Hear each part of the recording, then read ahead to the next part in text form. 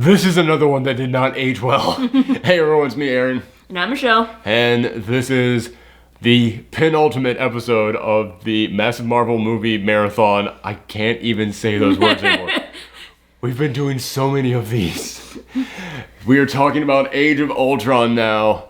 And I remember when I watched this in theaters. And it was the second time that we did one of those massive marathons in movie theaters. Mm-hmm. And the first time when we saw Avengers, we walked out of Avengers like, oh my god, that was so good. Like, you even said to me, I kind of want to turn right back around and watch that again. Like, those are your exact words. Like, we loved it. Our mind was blown. When we watched Age of Ultron, we left it, it was like, it's good. Yeah. Like, I wanted to love it so much. I really did. But there was something holding me back. Like, do you think it's because it was a marathon and we were just, drained by the time? No. It's because this movie isn't that good.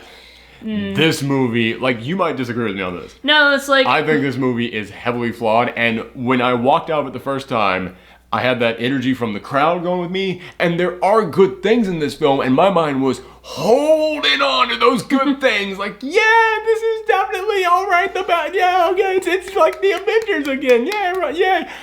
This is the first time I've watched it since that marathon. I have purposely not watched it in 3 years, even though I've gone back and watched other Marvel movies in that time.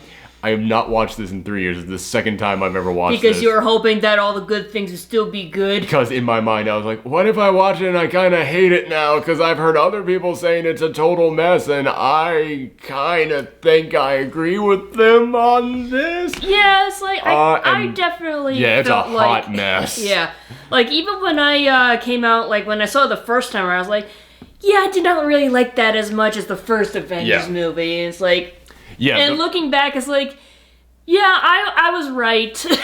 It's not that good. The first Avengers movie is everything that Joss Whedon does well. This is everything Joss Whedon does poorly.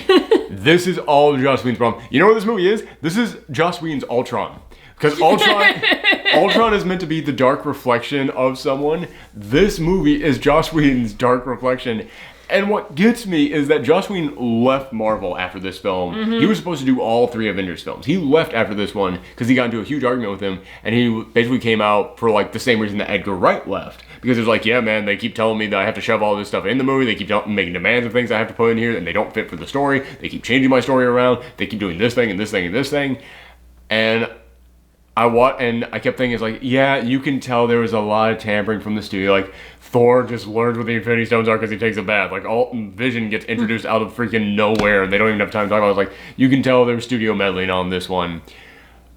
But watching this again, I'm like, nah, man, you gotta take some responsibility, because I see in here all the things I've kind of criticized Joss Whedon for in the past, but they are so bad in this film. It's all the critiques, and they've just been amplified. It's all the things, man, again, it's this is a weird combination of when a director who has problems with things gets free reign to do whatever they want, except for when the studio comes in and meddles. Typically, whenever you have typically whenever you have a director like Joss Whedon who has problems with the studio comes in and tampers with everything. Typically when you have a director like Joss Whedon who the studio has problems with, the studio backs away and the director gets to do everything, and the director shows all their problems. This is a film in which all the problems that Joss Whedon has, you can see them in this movie, but you can also see where the studio came in and went, yeah, make sure that you also do this thing in here, alright? It's so weird that this movie has both negative sides of those scenarios working with it.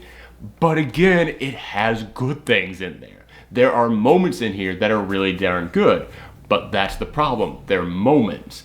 This movie is kind of a hot mess. I've said that numerous times, but we're very, very tired and we've been recording nonstop. I'm very sorry. This movie is kind of a hot mess. But in that hot mess, there's some good moments in there. As far as hot messes go, would this be more of a hot mess in Iron Man 2 or... Ooh, I thought you were going to say Justice League, and I was like, no, this is better than Justice League. It's I don't know about that. That's a good question. Because the thing is, one of the reasons why Iron Man 2 was a hot mess is they kept moving from thing to thing to thing because they didn't really have a script. Mm-hmm. This one moves from thing to thing to thing, but it's because they had a script that was kind of just messed up. And a lot of the dialogue and the interactions between people are bad in Iron Man 2 because they didn't really have a script and it was a lot of improvising. In this one, a lot of the interactions between people are really bad, but it's because they had a script and it was just everything that Joss Whedon does wrong. And again, for anybody who thinks, oh man, you just hate Joss Whedon, go back and watch our freaking Avengers one that we did. That's probably my favorite one. Like I said, that's all the stuff he does well. This is him just like unchained. Except in some of the places where he probably should have been chained. It's creative differences. Yeah. It's differences from people who really should not have been arguing where they argued on this one. Because let me go ahead and say the things in here that it's basically the Avengers all over in the movie, actually. Oh, yeah. Like literally all of them fighting together. Except there's no real moment where they all kind of come together. No. Instead, Ultron got his wish. We are both just stumbling over every fucking word we say because we are so tired right now. Oh, okay, God. Get through this. Oh, all right, here we go. Okay. Let me say the things that I like in here. Okay. The action is still fantastic in here. Mm-hmm. Like, Joss Whedon knows how to plot out an action sequence. Even if it's all CGI, there is an art form to going, this is how this action figure punches this action figure. He does that insanely well. Like, every single action scene in here looks really damn good. Mm-hmm. Also, I really like Ultron in here. And I should hate him. Because Ultron is my favorite comic book villain. And he is nothing like this in the comics. In the comics, he was created by Hank Pym, and he was meant to be a dark reflection of Hank Pym, and Hank Pym is a character with bipolar disorder, so he is nothing but just anger and hatred at the world. Here, he's created by Tony Stark, and he acts like Tony Stark. Like, he's got, clever wit to him. He's very, snappy and snarky, and he's very calm and cool and very quick-tongued. But here's the thing. He is still the dark reflection of Tony Stark. He is the dark half of that coin. So at the core, he is still what Ultron is meant to be. And it's like the dark side of his creator. Yes, exactly. He is the Mr. Hyde to the Dr. Jekyll, and yeah, man, it works. It actually really works in here. I really dug that he really was just the evil Iron Man, and the fact that this film actually recognized that. It was not afraid to really, play around with that. I wish we could have seen a little bit more of, say, there was that moment in there in which he's interacting with Claw, and he loses his mind because he's compared to Tony Stark. Yeah. I wanted to see more moments like that. Yeah. But I still dug seeing everything that they did do with that comparison between the two. And a lot of it is subtle because it is the way that Ultron acts. And also, Ultron is just written incredibly well. He's insanely clever. Mm-hmm. He is actually probably one of the best written in terms of dialogue villains that the Marvel films have had. That's one thing that this, massive marathon that we've done has actually taught me. Marvel actually does have better villains than people give them credit for. People always remember the bad ones. They always remember Ronan. They always remember Malekith. They never really remember that Marvel actually does have a lot of really good villains in there. Usually whenever, they mention, a good Marvel villain, they think of Loki. Killmonger, yeah. Yeah. But yeah, man, Ultron, he's just an old-fashioned, I'm going to destroy the world. But I dig that he's actually kind of got reasoning for it. He was created to be a peacekeeping thing, but 5 minutes on the internet, and he was like, oh, the only way to peacekeep is to destroy everything. It's you guys are way past help. Yeah. In an interesting way, this movie makes Civil War makes this movie better, and this movie makes Civil War better, because Ultron said, yeah, in order to achieve peace in our time, I have to kill the Avengers. Civil War came in here and said, yeah, you guys screw up more stuff than you save. You guys are damaging more stuff than you save. And it's holy cow, I hadn't thought about that when I saw Civil War. Yeah. But Ultron's message is carried into that film. Yeah, it's they go together very well. They do go together insanely well. Which it's a shame that we're not going to have time to watch that before we go into Infinity War. The word escapes me. That line still cracks me up to this day. But let me see, anything else in here that I really liked? I know I'm not listing a lot of stuff, but Ultron and the action sequences are a huge chunk of this film. I also really like Hawkeye in here. Hawkeye didn't really get a lot of screen time in the first one because he was the only character they hadn't introduced yet, and they couldn't really introduce him then. But in this one, he does get more of a moment in the spotlight. I freaking loved Hawkeye in this film, and I am a huge fan of Hawkeye in the comics. And yes, Hawkeye in the comics, I know he's not married and he doesn't have kids, blah, blah, blah, blah, blah, blah, blah. I've heard that argument nonstop. Again, it doesn't matter what they change about backstory. It doesn't matter what they change about their living situation, about what they do. As long as you get the personality, the heart, the core of the character right, Jeremy Renner fucking knocked it out of the park as Clint Barton. Like, Clint Barton does act this way. Like, he is the guy who just constantly kind of speaks truth to power, but in that, like, I won't say snarky, but that's the word I use for Tony Stark, but in kind of that, like, jokey, carefree manner.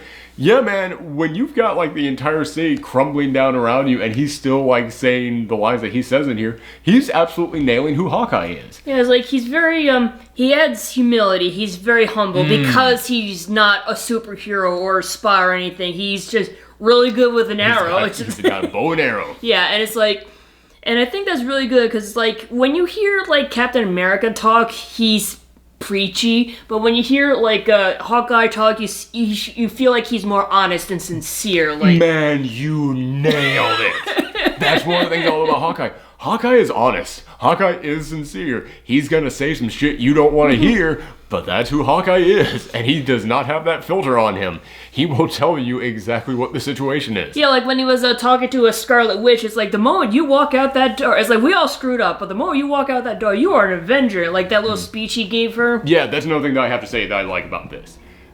The moments between characters. Whenever this movie calms the fuck down enough to actually have a moment between characters, it's good. Like the moment between Hawkeye and Scarlet Witch, that's really good. That one moment that they have on the farm between Tony Stark and Steve Rogers, that's really good. I also really dig the message in this film. Like, we saw... Did you just say Tony Hawk? Did I say Tony? I'm so tired. I'm so tired. I'm sorry. Tony Stark. That moment when Captain America did that awesome rad kick flip out of Hawkeye's empty swimming pool. Yeah. Oh. I am Iron Skater. Totally rad. And you've killed the joke. Yep. Okay. But yeah, so anytime that has moments like that, also I really dig the message in this film because yeah, we just saw like how screwed up S.H.I.E.L.D. is, but in this, when Nick Fury shows up with the helicarrier and they're going to rescue people, and Quicksilver, who has every reason to hate S.H.I.E.L.D. because he hates, Tony Stark for what he did, which that's an amazing like backstory that they gave to him. Could have led to some interesting stuff that didn't. Yeah, he should be kind of looking at S.H.I.E.L.D. like, yeah, isn't this kind of like the people that Tony Stark used to work for? Isn't this also kind of everything that I'm against here? When he sees it and goes, is this S.H.I.E.L.D.? And then Cap says, this is what S.H.I.E.L.D. is supposed to be. And goes, this isn't so bad. It's kind of that message of, hey man, if something's corrupt, that doesn't mean that it couldn't have been good. Like, that doesn't mean like scrap the entire idea altogether. It means that, it's really kind of a message about a lot of, like, say, government institutions. When you find out, like, oh, this government institution is corrupt, so that just means that it can't work. It's like, no, it just means get the fucking bad people out, and this actually could be a good thing. And that moment there of, like, looking at S.H.I.E.L.D. coming in to rescue everyone's like, that's kind of what that's about. So, yeah, I love seeing that. And this movie also came out, I believe, the year after Man of Steel. It might have been 2 years after, I can't quite remember. But came out basically in the wake of Man of Steel, in which everybody was like, can you fucking believe that Superman destroyed an entire city and like he only rescues one person out of a plane in Smallville and that's it? And man, so many people died and Superman didn't seem to care. This movie was definitely trying to turn to DC and go, this is how it's done. Because like the fight between the Hulkbuster and the Hulk, which by the way they named the Hulkbuster Veronica because Hulk's girlfriend is Betty. I freaking love that joke in there. It's a very small joke that they did not stop to point out or anything. But I love that Tony, the very first thing he does is go, gotta get him away from the people. Then when the Hulk is fighting him off, like that elevator starts collapsing. He reaches over, he grabs the elevator. It's like they made sure to show you, no, he is freaking saving people in this fight. Because that's what they do. Yes, when he's carrying the Hulk around and he sees like that one building, he scans it and goes, nobody detected there. It's like, they made sure to tell the freaking audience, it's okay. We're not doing this. He stopped to save people. He did. and you've got an entire city there that is going to be destroyed. And they said, we're not leaving if there is a single person left in here, which, yeah, it's not reasonable that could possibly happen. Which that's what Civil War was all about. Because I had someone, after Civil War came out, actually contact me and said, the only thing that's kind of like a spit in the face of Age of Ultron, that they said, we're going to make sure everybody gets out here alive, and then Civil War said, yeah, they didn't actually do that. It's like, yeah, but that's because Age of Ultron is supposed to be the fantasy. It's supposed to be the, yeah, heroes stepping up, and then Civil War was them coming in and going, what did you idiots do? No. There's ramifications for your actions. You can't just go and do something and then go, yay, we all go and get shawarma. No. Bad things happen here. People have to be held responsible. So it works in that way. It's like, this is supposed to be the, yes, we stand up and we cheer and we did the hero thing. Civil War was them coming and going, time for some dose of reality there, brother. Which does make it a little bit hard to watch this scene now, knowing that, oh yeah, he didn't actually save everyone. Well, they tried their best to save everybody. Like, man, give them partial credit seriously, on this one. It's like, yeah, is nobody going to stop and point out, like, how many people they did save there from the next to impossible situation? Yeah, but I love that they were like, we're going to show you what superheroes do. Like I said, the main reason I like the first Avengers movie so much, and it's one of my favorites, is because, oh my god, it's a celebration of superheroes. Is coming in here and saying, this is what makes superheroes work. This is what we like about superheroes. This film was doing that as well. And yeah, it clearly was a challenge to Man of Steel, being like, this is how it's done, you idiots. You actually have to have him save people. So yeah, I really freaking dug that as well. Time to get into the problems with this film. One of them is just the batshit insane pacing of this. Like, there's moments in here in which I was like, I would turn away and be like, they're in Korea now? What are they? What? Wait. So, and you just introduce this brand new scientist, like, out of nowhere just so that she can come in here and be like, I just happened to invent this, like, synthetic android thing. Guess that might come into play at some point in time. And Ultron's like, yeah, we can actually make Ultron work. I was like, you've never fucking mentioned Ultron at all. Hell, man, Iron Man 3, the post-credit scene, is him even talking to Bruce Banner. Like, there's no mention of Ultron there. Like, yeah, it is not established at all. It just comes in here out of nowhere. Unless it's a deleted scene, but no. I guarantee you it's not. Vision, they create a brand new goddamn life form. Should we stop and, like, talk about this at all? It's like, no, lift the hammer. It's like, okay, fine, we'll go and do this. Like, which, granted, that's... Yeah, I mean, it's good that came back around. It's good that came back around to the Also, they didn't really have time because, you know, they had to, like, save the planet. They were on a schedule there, but... Again, like, some point, like, after you save the world, like, sit down and freaking, like, show Scarlet Witch, like, talking to this guy, because in the comics, Scarlet Witch and Vision actually do have a relationship, which did get built upon some in Civil War, and we did see Vision come in and actually rescue her when the whole city was collapsing, so there's that. Also, when he first came out of the tube, she looked at him like the lead character in The Shape of Water looked at the fish man when he popped out. It's like, why on earth are you sexually attracted to this thing? Why do you instantly want to jump its bones? Yeah, she has that same look of, she has that look, like that just went off in her head when she saw it. That was very well timed. I'm so attracted to this non-human person. What does it sound like when the Scarlet Witch gets really attracted to something? Bling! It sounds like your phone going off. That was the exact sound of the light bulb going off over her head when she first saw him. But yeah, I never really noticed that before. But yeah, watching it again, she is instantly like, when he pops out there, it's just like, wow, they really wanted to let the audience know, no, this is going to be a thing. Which again, we don't, but again, if you want to make that thing, after they save the day and they're all at the Avengers facility, have them at the Avengers Starbucks or whatever their coffee, like, little corner is, their little kitchen area that they have, like, have them in there and... Starkbucks. That should totally be a thing. But yeah, have them, like, in there and she's, like, teaching him, like, how to cook or something. I don't know. I think that's something that they did in the sequel. Yeah, I think so. Yeah, in Civil War they kind of did Civil War. Which might as well be the Ultron sequel. Like, it might as well have been the actual Avengers 2. It might as well. Many of us like to consider part 2 of the Avengers 2. Yeah. But yeah, man, they just move from thing to thing to thing in here. And there's so many things in here that get set up and could be really good. Mm-hmm. Like, for example, like I said, the backstory to the Scarlet Witch and Quicksilver, that they just spent like days looking at a Stark bomb thinking Stark was going to kill them. It was like, holy cow. Then when they get there, and it's like, we have to suit up and become part of the team, which is just crazy that they already had walkers there for them. That was weird. But yeah, we have to suit up and be part of the team. You can't give me like a scene of like, I get you have to go, but it's a long ride from New York to Sokovia. You can't have Quicksilver like stop and turn to Stark and be like, so, like Stark turned to him and go, so what exactly is your story, kid? And they just like explain to him, and then he has to like do like a deep reflection on himself, and then he's like, well, hopefully I can prove that I'm a changed man out there in the field, and like have some moment between them like in battle, like watching each other's back or something like that. You can't give us anything on that, because that was an amazing plot thread that just unravels halfway through this film. Yeah, there's plenty of things in there like that. But the thing that really gets me in here, it's like I said, this is the stuff, that's the stuff that you can look at and be like, okay, the studio meddled in that. Like, the studio wouldn't give them the time to resolve that plot thread. The studio shoved in here all these little things. The studio said Thor has to learn what the Infinity Stones are by taking a bath. The thing that gets me, and honestly, it's the thing that bugs me more than all those problems. This is the stuff you can place on Whedon. The dialogue in here is awful for these characters. And in the first one, it's good. In the first one, all these characters feel like these characters. All these characters feel like the individual characters from their respective movies. In this one, they all feel like Joss Whedon characters. Like, Thor is kind of the only one who doesn't feel like that, and that's because he's trying really hard to write Thor very seriously.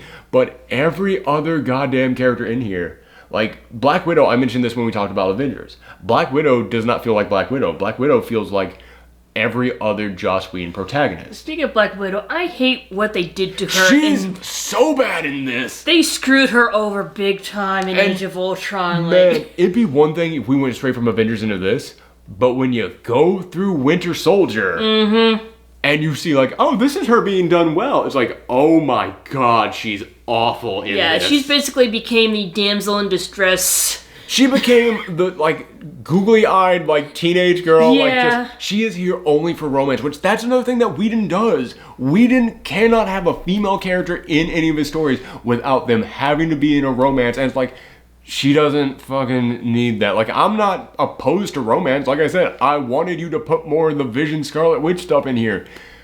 But man, the Natasha stuff in here, it is so just nothing to her but like, when will Hulk Senpai notice me?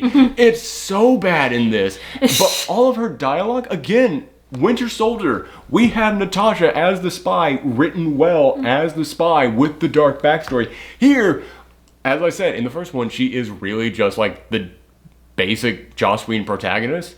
Here, she goes even further into that, and it's like, she feels like a teenager in this film. Yeah. She, like, and again, not because she's making googly eyes at Hulk, but just, like, the level of, like, snark that, and, like, wacky sense of humor that she has, like, this is, like, the witty teenager character that Joss Whedon writes. Except this is a grown-ass woman. This is a grown-ass woman with a dark backstory. And this movie even stops to explore the dark backstory. It goes through that with her. Yeah, it's like, and it makes all of her jokey moments in here seem so out of place. And it's like, you expect me to believe that a woman who was raised through all this suddenly gets kidnapped and can't get out of prison or anything like that. Or is that she's constantly just like... Or the one who calms down the Hulk. It's like, oh... That's so bad in this. It is awful. The sun's going down, big guy. Like... Again, it's like... That's her role in here? Why? Really? What? She's the cold-blooded murderer who's trying to make up for her past. Like... Fucking Clint Barton, when you see like Clint's family and his kids, it's like Clint is way more suited to take care of the Hulk and calm him down from a temper tantrum. Yeah. Yeah, it's like she's only doing this because she's the girl, so she has to form a relationship with someone. It's so bad in this. Yeah. And the thing is, honestly, just looking at this on paper, you have the character with the dark background who doesn't want to be a part of this anymore, who wants to escape from her dark past of murder and torture and all that horrible stuff that she has had to be a part of. She wants to escape away from that. I can absolutely understand her forming a relationship with the guy who has his own dark side inside of him that he is constantly fighting down, and because of it, he doesn't want to be a part of anything violent. He wants to escape all of that as well. On paper, that works great. But dear God, they have zero chemistry in this movie. Mark Ruffalo and Scarlett Johansson, you can tell they do not feel anything towards each other. Like, it is like watching two fish, like, just slap against each other when they're trying to, like, hook up. It does not work at all, and I can't help, again... Honestly, like... Black Widow and Captain America had more chemistry in Winter Soldier. It's like, I kind of wanted them to hook up, in all honesty. Like, she has more chemistry with literally every other character except for Thor and Vision in this film. Like, I'm even including Quicksilver. I'm sure they talked at some point in here. And yeah, they do not fit together. This is a square peg that just is shoving into that round hole. And I can't help it. I cannot help it. Scarlett Johansson, she is this beautiful woman, and Black Widow, she is like the big sexy super spy. I cannot help but look at the fact that, like, I'm looking at this, again, on paper, they're characters. Like, I see the ways that this could work. I can't help but look at this as, did Joss Whedon purposely go, I want her to hook up with the nerd? Like, I want her to... Like, he was, like, trying to, like, fulfill his own self-fantasies. Yes. I'm honestly wondering. I am. But she's not even, like, she's the worst. She's absolutely the worst that gets treated in this film. Yeah. But so many other characters in here are so bad as well. Yeah. Like I said, in the first film, everybody felt like characters from their respective movies. In this one, Captain America... Oh my God, that does not sound like the dude we've seen in his other films, especially after Winter Soldier. He is way too jokey in here. Like, his quips that he has in battle, like, the little lines that are supposed to be funny, I'm like, it's not that they're not funny, it's they do not match this character at all. And again, it's not even me going, oh, the character from the comics. No, the character we've gotten from 3 other movies before this. It so doesn't match up with him. And we have the Hulk in here, not really the Hulk, but Bruce Banner. With that moment when Scarlet Witch pops back up again, and he's like, I could choke the life out of you without changing a shade. And then, like, he's got her, he's like, go ahead, piss me off. And I was like, who the fuck is this guy? Where did this even come from? This makes no goddamn sense to me. That this is not the way this guy acts. It's been established that's not the way he acts. It was so frustrating. I think Thor is still pretty decent in here, but again, after you see Taika Waititi's version of Thor and Thor Ragnarok, it's like, yeah, all other Thors really. Yeah, it's like basically Thor has been like a work in progress. We said this until Ragnarok. We said this when we talked about the first Avengers film. Thor was a clump of clay, and then in Avengers they molded him a little bit. In Thor 2, they flattened him out even more into just a brick. This one, they kind of get him back to where he was in that first Avengers film. But again, it wasn't until Thor Ragnarok in which they went in here and went, there, masterpiece. And it's like, oh, now I see. Yay. But yeah, so Thor is alright in here. I do like Hawkeye. I've established that. The twins in here, I don't know. I feel like they could have gotten more. Like... Do you felt like Quicksilver got screwed over the way he died? No, I actually dug that. Because here's the thing, someone had to die, otherwise... Yeah, I know. And I dig that this entire movie was them saying up Hawkeye's going to die. He's got the family back home. He's got a brand new baby. Yeah. He keeps talking about them the entire time on the mission. They even, like, make a joke about him dying in the field. So I like that they kept saying that up, but then the guy who they have had, like, the thing going back and forth throughout this entire thing of, like, Quicksilver calling him an old man, Quicksilver knocking him over in the first couple minutes of this film. Like, I dig that, like, Hawkeye was even joking about shooting him in the back. I dig that he came up and saved him during this. But also, I dig that Quicksilver, again, we didn't get enough time with him. That is a big problem with this. But the little moments that we did get in here with him, like that moment in which he's looking at S.H.I.E.L.D., like, he has grown up distrusting heroes. He's grown up hating the Avengers. The fact that he dies being an Avenger, saving lives, I'm like, you know what? That's actually pretty good character arc for him. Yeah, I feel like that too. It's like, I knew someone would have eventually had to die, and it's like, I think it would have been awkward if, like, both the twins survived. Like, what are they gonna do for, like, the next several movies with them, or... Also, it's kind of a Fox deal, because... Yeah. Because Quicksilver and Scarlet Witch are one of those weird characters that are owned by both Marvel and Fox, and you could tell that the fact that Scarlet Witch has not popped up in any of the X-Men films, other than just being, like, Quicksilver's baby sister in the background, you could kind of tell this was the agreement they came to. It was like, we'll keep Scarlet Witch, you'll keep Quicksilver. Yeah. But we're going to introduce him, but we'll make sure he's gone by the end of this film. Like, you could tell that was kind of... But I did dig that this is how he went out. Yeah, it's like, I know, like, people would complain, it's like, oh, if he was fast enough, he would have, like, grabbed those bullets instead of, like, had them take a bullet for, like... But it was one of those where it's like, nah, man, the bullets were here. He had to get them out of the way. It's like, if you want to make that argument, fine. I'm not going to argue against you, but I'm okay with it. Like, I can see, like, hey, man, his first priority was get them out of the way. He did not have time to... It wasn't one bullet fired at them. It was like a Gatling gun being fired at him. He couldn't go, like, one. Like, yeah, they were too close. So, in my mind, it works. Okay.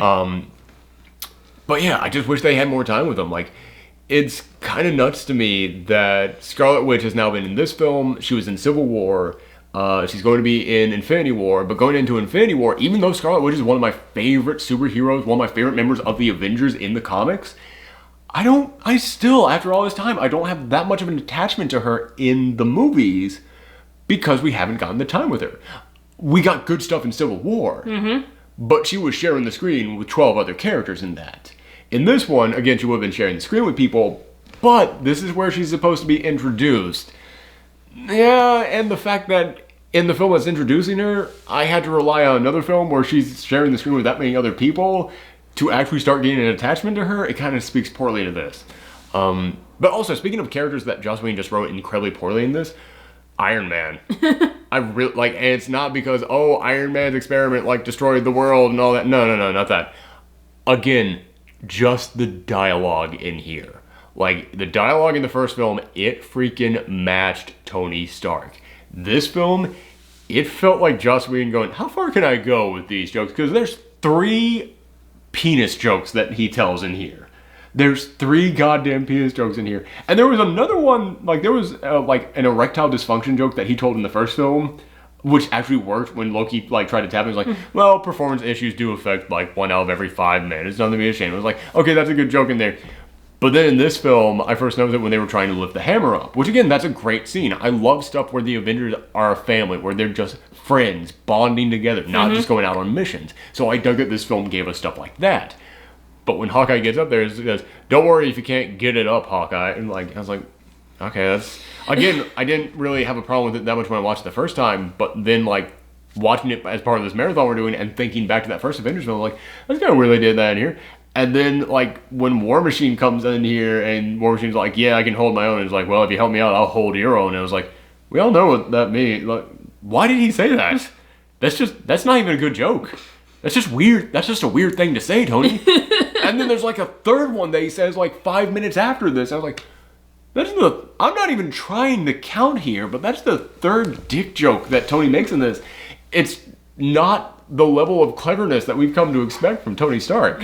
So yeah, man, it's got so many problems with the way that these characters are written, and Joss Whedon is a guy who I love the way he writes dialogue, but there are problems and there are patterns that I see with the way he writes dialogue, and this film is just nothing but that in the dialogue. I love the dialogue in Avengers. I hate the dialogue in Avengers Age of Ultron. So yeah, man, it's really weird. I'm trying to think of where I would stack this up now, because it's definitely in the bottom third. And I even did that list of videos where I reviewed all the Avengers films, and I put it in the bottom third. It's definitely there for me. But I'm trying to think, where would I put it now after watching it again? It's still in the bottom third, but would it be higher or lower? Thor: The Dark World is still worse. The first Thor is still worse. Incredible Hulk's still worse, but now it's almost like Incredible Hulk and Iron Man 2 and this are now all kind of just in that same area. It's like, but the weird thing is that as I've said before, I still stand by this. I don't think that the Marvel Cinematic Universe has made a bad film yet. But this one wow, this has got some of the lowest lows out of any of the Marvel films I've seen, but the highs are really high up there. Like, watching all these movies back to back to back to back, it has made me realize, okay, you know what, I remember not liking a lot of stuff in Thor the Dark World, but then liking some other things, but it's made me realize, you know what, no, it's actually, like, the lows are kind of here, the highs are kind of here, they're all kind of, like, right around the middle in there. Iron Man 2 is like, okay, the lows, you know, about here, highs about here. This film, lows are here, highs are here. Like, this is so all over the place. So again, I'm gonna average it out to just being, it's all right. It's right in there. It's whatever. But it's so weird that it's not like, you know, well, I give it a 5 and a 6 and a 5 and a 6. Oh, that's a 4, but that's a 7 up there. It's like, no, 2, 2, 2, 8, 9, 2, 1, 9, 9, 9. Like, it is like, that's how far this is going back and forth all the time in this movie. But man, I'm glad Whedon left. Like, I can't believe, man, I cannot believe I'm saying that after how much I absolutely love the first Avengers film. And I love so many other things that Whedon does. But, man, even when I loved it, I saw problems in there. I could see things that's like, okay, as long as you don't do that too much, we're going to be okay. But then he does it too much in the next This film, movie. it's too much. And it's like, man, this is everything I dislike about this guy all at once. And yeah, man, I am so glad that, like, I remember when he left, like, right after it was announced that Edgar Wright had left as well. And people at that time were like, oh man, what's the future of the Marvel Cinematic Universe going to be? Watching this again, I'm just like, bye, goodbye, see ya. Don't let the door hit you on the way out. Don't let the Bifrost hit you on the ass on the way out, because I don't want ass prints on my Bifrost. Yeah, man, I'm so glad he's out. I'm sorry, you did your good job there. Way to go. I do not want to think about what Infinity War would have been with this guy at the helm. Again, we have not seen it. It could be a total wreck tomorrow. I have even been ignoring reviews. I have not looked at Rotten Tomatoes. I haven't looked at Twitter. I have no idea how anyone feels about this thing. So it could be a total mess.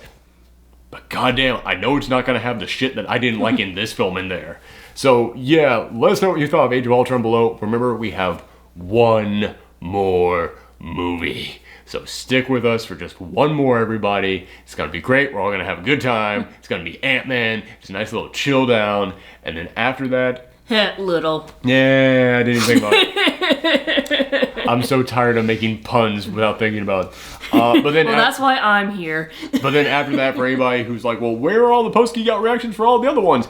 I will put them in the playlist that I'm making with all of these. Because as I said, we already did them. We just didn't start doing them until Civil War, so there you go. All right, thank you guys for tuning in. Come back next time. Bye. Bye.